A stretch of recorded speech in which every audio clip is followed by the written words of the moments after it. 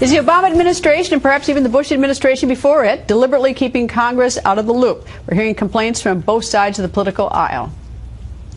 I am not aware of this program that was revealed today. I have no notice. We checked our emails and our notices. We were never told that we were able to find out the information's been revealed this week. So I think it's a fiction.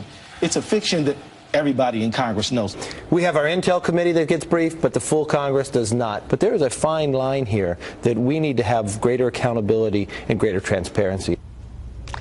Democratic Congressman Chris Van Hollen joins us. Nice to see you, sir. Great to be with you, Greta. I suppose you could know the program exists, and you could know the extent of the program, or you could know you don't even know the program exists. What is the level, do you think, of the general briefing of the House on this? Well, I think the intelligence committees in the House and the Senate were fully briefed. The issue is the extent of briefing of other members. And because you're dealing with classified information, I think we have to improve the system we have of conveying that information from intelligence committee members to other members of Congress who are voting on important issues like FISA and like the Patriot Act, because that portion of the communication system is certainly very imperfect. I'm trying to understand why this whole system would be classified anyway. I mean, I hear that everyone says, you know, it protects us from terrorism, but then I see what happens with the Tsarnaev brothers in Boston. We didn't catch them, and I bet they were communicating to Chechnya, and they've been tipped off by the Russians, and we still didn't catch that ahead of time, and we gave citizenship, I might add, to one of them during this was going down. And drug dealers use throwaway phones all the time. And so I'm wondering, like, you know, this broad scale of everybody, does it have to be classified? Well, I'm not sure. I think we're learning a lot more about this program, and the kind of questions you're asking, I think, are the questions that Congress will ask itself. The argument, of course, was, yeah, maybe hardened terrorists assume that their phones are bugged, but maybe there are people who are sort of the copycats. And you mean the dumb terrorists? There are reports. I mean, what we're being told is that this system did, in fact, prevent some terrorist bombings, for example, in New York City. So to the extent that you've got people in that category who were less careful, maybe, in fact, the fact that this has been revealed will make it less likely that we can catch them. So, look, I think this is a debate. You know, I voted against the reauthorization of the FISA Act, not because I don't think we need this kind of security, but because I thought there was a lot of ambiguity in what kind of running room we were given to the executive branch.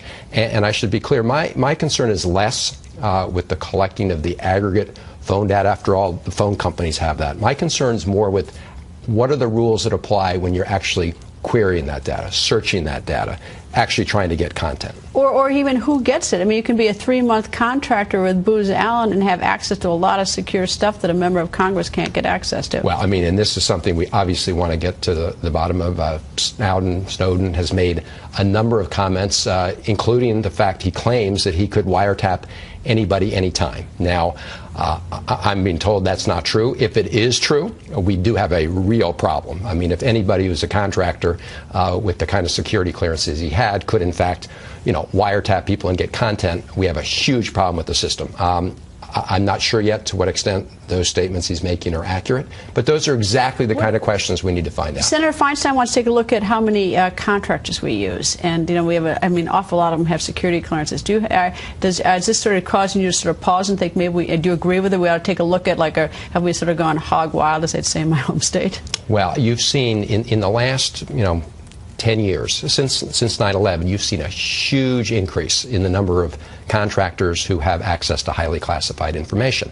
Now, to some extent, you need some contractors to help support the system, but clearly, in this case, I would argue the vetting system was not adequate, and we saw the consequences of that. But I think people are going to take a hard look about how this information is controlled from that perspective. You're not in Intel, are you? I'm not. You're in leadership? I'm the leader, ranking member of the Budget Committee, and I'm participating in leadership, yes. Do you have any security clearance? Members of Congress have automatically top secret security clearances, maybe even beyond that. Now, the level of information and detail you can get if you're a member of the Intelligence Committee is significantly higher than what's available to most members of Congress. It's more of a need-to-know basis. All right, let me ask you about Clapper, since I've asked everybody else. His testimony, answer to Senator Wyden, I think it's false. I don't know what you think, but is that a disqualifier? Should the highest-ranking member, the DNI, be testifying as he did? Should he stay in the job? Well, I think he's acknowledged that it was misleading. I mean, that doesn't make it any better. No, it doesn't. And so then the question is, you know, he has made it clear that he thought he was put in an impossible situation because he was testifying in public about something classified. Now, there's no doubt. There's no doubt he could have called the next day. There's no doubt he should have said. I mean, no doubt that he should have said, I can't answer that question in a public forum.